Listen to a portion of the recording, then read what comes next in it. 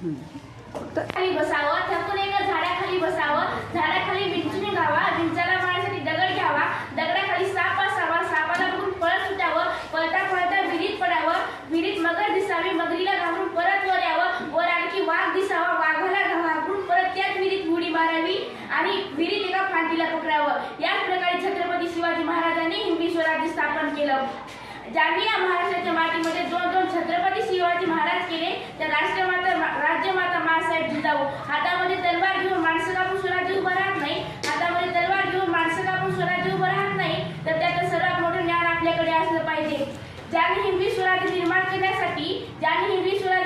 करण्यासाठी आपल्या जीवाचे बलिदान दिले ते छत्रपती संभाजी महाराज। आज आपण ज्या महाराष्ट्राच्या मातीमध्ये बसला आहात ना, 350 वर्षापूर्वीच्या वर्धमावळ्यांनी छत्रपती शिवाजी महाराज यांच्या विचारांना मान देऊन आपलं रक्त सांडलं, त्या सर्वांना मी तुमच्या टाळ्याच्या कडकडाटाने अभिवादन करतो।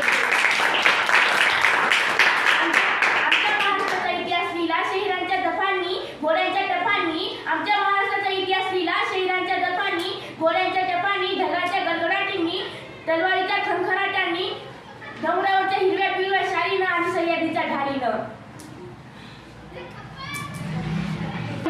छत्तीस हाताचं बळ असणारे, रस्ता मोकळा न करणारे, परत न फिरणारे, ती जगाचा राजा, शिस्तप्रिय, वारसे तेच ते जी जिजाऊचे पुत्र, मग महाराष्ट्राची शान, हार न मानणारे, जय जनतेचा राजा।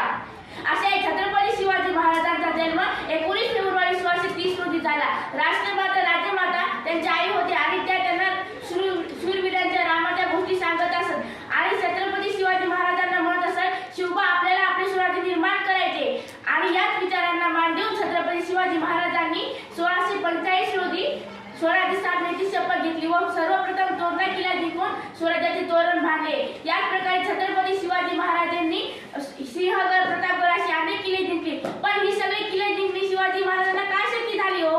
कारण त्यांना साथ होती आई भवानीची व माता जिजाऊंची आणि त्यासोबत त्यांच्यासोबत